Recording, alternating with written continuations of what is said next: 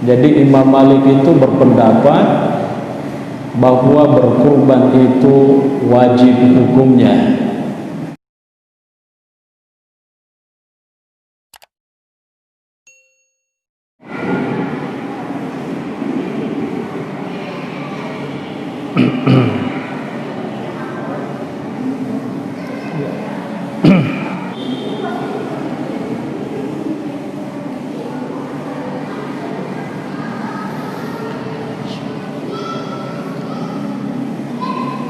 Bismillahirrahmanirrahim.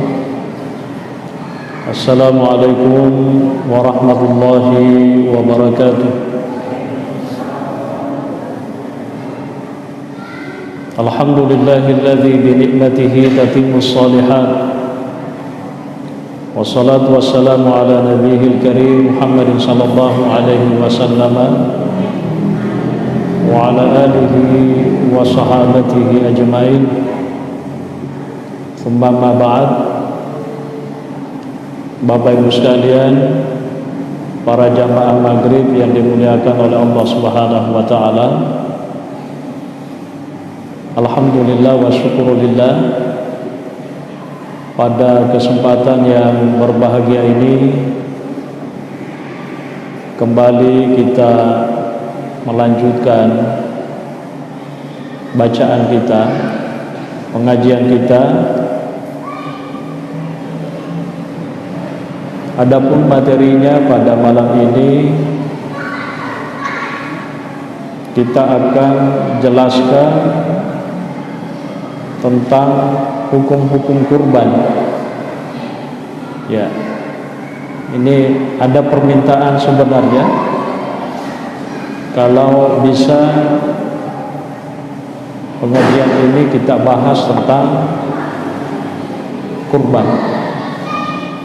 Sebelumnya kita lebih banyak bicara tentang bagaimana tata cara pelaksanaan salat ya, dalam kondisi tidak normal. Ya. Jadi pertama, guru kita di dalam kitab yang kita baca ya, disebutkan bahwa al-udhiyatu sunnatun. Ya, udhiyah itu atau kurban itu hukumnya adalah sunnah. Untuk lebih jelasnya disebut dengan sunnatun muakkadah. Ini hukum berkurban di dalam mazhab Syafi'i. Hukumnya adalah sunnah muakkadah. Tetapi menurut mazhab lain itu hukumnya bukan sunnah muakkadah, tetapi hukumnya wajib. Itu menurut pendapatnya Al-Imam Malik. Ya. Jadi disebutkan di dalam kitab ini wa dhahaba Malik rahimahullahu ila wujubiha. Jadi Imam Malik itu berpendapat bahwa berkurban itu wajib hukumnya. Ya. Tentu saja wajib itu artinya kalau tidak dilakukan ada konsekuensinya. Ya. Tapi pada waktu yang sama, wajib yang dimaksud di sini adalah bagi seorang yang memang sudah memenuhi syarat. Jadi artinya kalau ada orang memang secara finansial mampu, lalu kemudian dia tidak berkurban, kalau pendapatnya Imam Malik yang dipakai, yang hukumnya wajib, berarti orang itu berdosa, gitu. Nah, beda kalau mazhabnya Syafi'i mengatakan sunnatun muakkadah, artinya sunnah yang betul-betul ditekankan, dianjurkan. Ya. Tapi bagaimana kalau dia mampu lalu kemudian dia tidak berkurban? Ya, itu tetap tidak dosa. Ya. Karena sunnah itu menurut definisinya ya berdasarkan apa ya, pengertian para ulama fikih atau ulama usul, ya kalau dilakukan berarti dapat pahala, kalau tidak ya tidak apa-apa. Ya, ma yusabu ala fa'iliha wa la yu'aqabu ala tarikiha. Ya.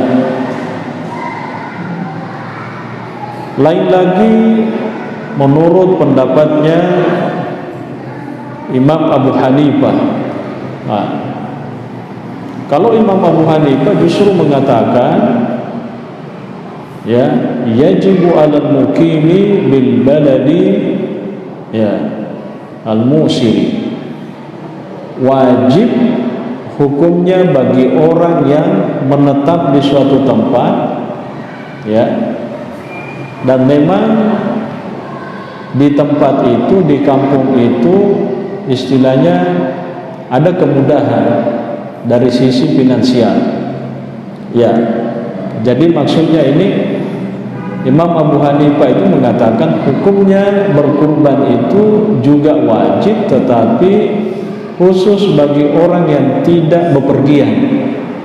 Misalnya kita orang Bone, tinggalnya di Bone, dan kita di Bone ini ada istilahnya apa,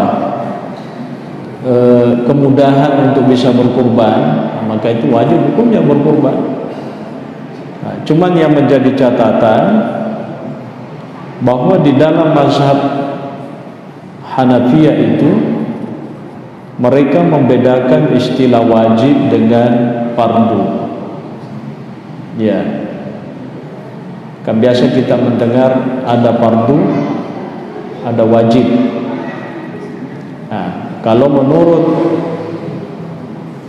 mayoritas ulama, yang dimaksud dengan fardu dengan wajib sama.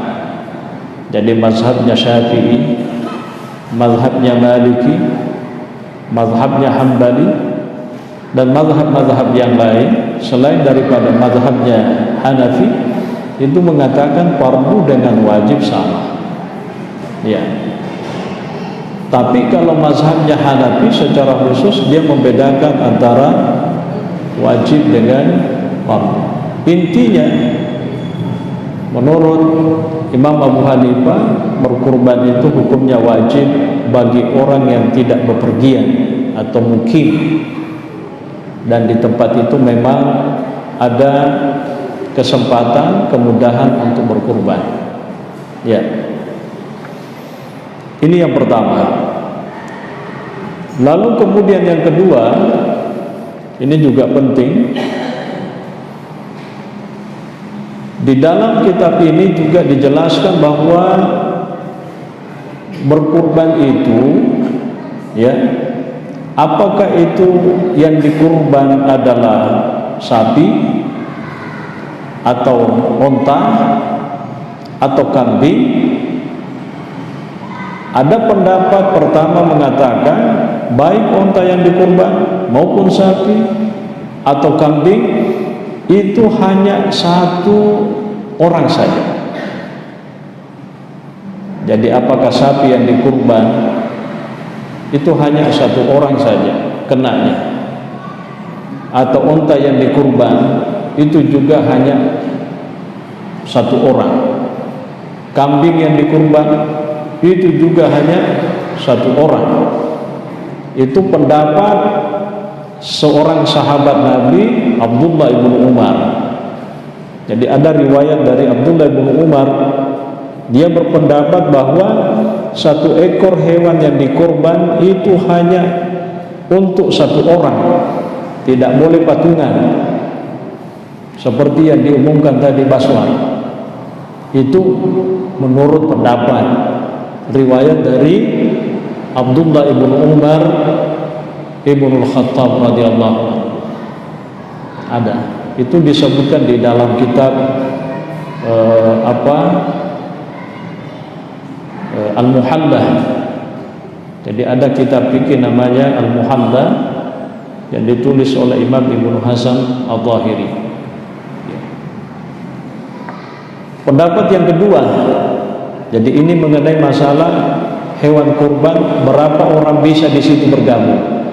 Jadi pendapat pertama itu jelas tadi, mau onta disembeli, mau sapi disembeli, mau kambing disembeli, hanya satu orang saja, satu hewan. Itu pendapat dari Abdullah ibnu Umar. Ya. Pendapat yang kedua, ini mayoritas ulama, pendapatnya Imam Abu Hanifah, pendapatnya Abdurrahman Al-Auza'i, pendapatnya Imam Asy-Syafi'i, pendapatnya Imam Ahmad bin Hanbal, ya, dan beberapa lagi ulama seperti Imam Abu Thawr itu mengatakan sapi atau onta, ya, itu bisa disembelih untuk satu orang. Jadi kalau ada orang uangnya banyak, dia mau tanggung satu ekor sapi untuk dirinya sendiri boleh, atau onta satu ekor untuk dirinya sendiri boleh, atau kambing satu ekor untuk dirinya sendiri boleh. Tapi kalau dia mau patungan juga boleh. Nah, kalau dia patungan, ya, itu tidak boleh melebihi 7 orang. Jadi kalau onta yang disembelih atau sapi yang disembelih itu tidak boleh lebih dari 7 orang. Kapan lebih dari 7 orang, maka itu tidak lam yujzi'uhu, artinya itu tidak diterima, begitu. Ya. Apakah yang bergabung itu keluarga besarnya atau orang lain juga masuk di sini? Jadi itu mazhabnya Abu Hanifah, mazhabnya Syafi'i, mazhabnya Hanbali, mazhabnya Imam Abdurrahman Al-Auza'i. Ya, itu juga seorang ulama besar dalam fikih. Ya, Imam Abdurrahman Al-Auza'i. Ya, seorang ulama fikih dari tanah Syam, mengatakan boleh 1 ekor kambing, 1 ekor sapi, 1 ekor onta untuk 1 orang. Tapi kalau dia mau patungan, itu boleh sapi atau onta, tapi tidak boleh lebih dari 7 orang. Ya. Apakah 7 orang itu keluarga atau bukan? Itu boleh. Ya. Jadi misalnya kita keluarga besar 7 orang, mazhabnya Syafi'i itu boleh. Ya. Atau mungkin bukan keluarga besar, 7 orang, tetangga itu boleh. Tapi kalau lebih dari 7 orang itu tidak boleh, sekalipun itu keluarga besar. Misalnya ada orang keluarga besarnya 10, ya kan? 10 masilong. Cek ditepuk sapi ngelo negeri. Maka kalau dimasukkan 10 orang itu sudah tidak memenuhi syarat, harus 7 orang saja. Itu menurut mazhabnya Hanafi, Maliki dan Hanbali. Nah, ada lagi pendapat yang keempat, yang ketiga, mengatakan boleh 1 orang 1 sapi, 1 orang 1 onta, boleh. Yang kedua, boleh 1 keluarga besar sekalipun lebih dari 7 orang, ya, menyembelih seekor sapi atau onta. Itu menurut pendapatnya Imam Malik. Jadi beda dengan yang pendapat yang pertama. Jadi Imam Malik itu mengatakan seandainya ada keluarga besar lebih dari 7 orang, itu boleh menyembelih seekor sapi. Mutoni siaga jumlah, nah yang penting keluarga besar semua. Yang tidak boleh kalau bukan keluarga. Misalnya tetangganya diajak bergabung, dan itu sudah melebihi 7 orang, itu tidak sah sudah menurut mazhabnya Maliki. Ya, yang boleh lebih dari 7 kalau keluarga besar. Jadi bangsana idik makukue kuangka keluarga besar ta 10 ki masilong ya mananda wadi mazhabna Imam Malik dipakai sah hukumnya mutoni cek disatu digere. Ada yang lebih longgar lagi. Inilah pendapatnya mazhab Zahiriyah. Jadi Imam Ibnu Hasan Al-Zahiri itu juga seorang ulama fikih. Ya, dia lebih dikenal sebagai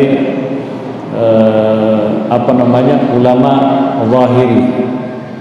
Ya, ada mazhab Zahiriyah namanya, Ahlul Zahir. Itu mengatakan orang berkurban bisa bergabung berapapun jumlahnya bisa. Mau keluarga, tidak keluarga boleh. Lebih megelun. Jadi kuang kecil di kelurahan Macigik, cek di tepuk bawah sapi noleh gering misalnya. Ini kan Macigik kan tanda keluarga besar, maksudnya ada sahabat, ada tetangga, ada memang keluarga, gabung semua di sini sampai sekian puluh orang, itu boleh dalam mazhabnya Zahiri.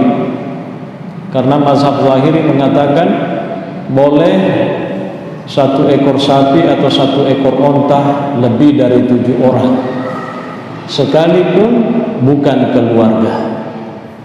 Megelo ya pendapat. Ya.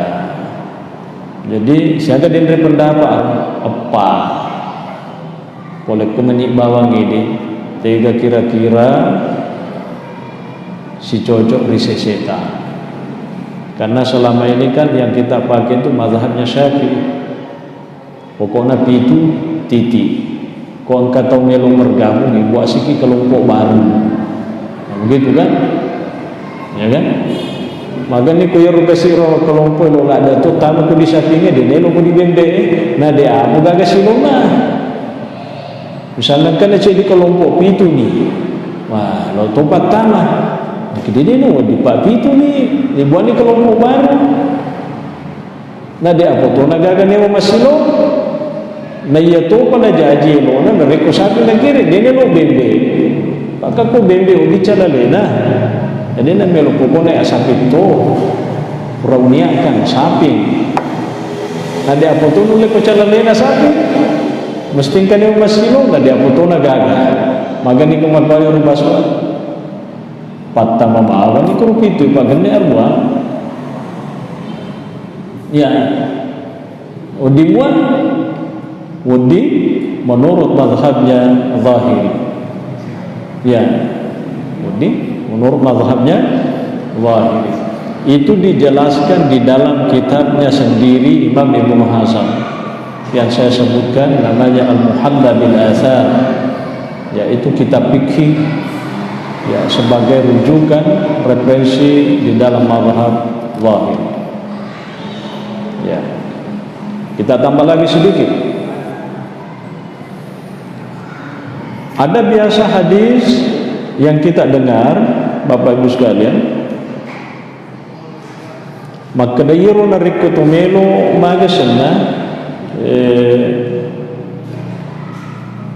melo makarubah deno di dicukur gemae ya rega deto nawani diretekan kue. Itu memang hadis ada, bahkan diriwayatkan oleh Imam Muslim. Ya, jadi hadisnya mengatakan begini. Ya. Wa fi sahih Muslim min hadis Ummi Salamah radhiyallahu anha annahu alaihi salatu wasallam qala idza ra'aytum hilal dzil hijjah wa arada ahadukum an yudhhiya falyumsik an sya'rihi wa adfarihi. Ya. Kalau kata Nabi, salah satu di antara kalian sudah melihat bulan Zulhijjah, ya batuan ko tama ni ulang Zulhijjah tama ni ga tama ni depa tu apa ya sulka ada mau pemadu ko nah depa jadi ko tama ni nasung ulang Zulhijjah lalu kemudian ada keinginan untuk berkurban ya falyumsik an sya'rihi wa alfarihi, hendaknya dia menahan untuk tidak mencukur rambut dan kukunya. Ini hadis bagi ulama-ulama mazhab Syafi'i itu dianggap sebagai hadis yang tidak menunjukkan kewajiban. Maksudnya hadis ini tidak dimaknai sebagai sesuatu yang wajib hukumnya, tetapi sebatas dianjurkan. Jadi batuannya narikoan kata melok makarobah kebetulan melampai gemek nah melok apa macukur na puratoni na niya lo makarobah wadi ka macukur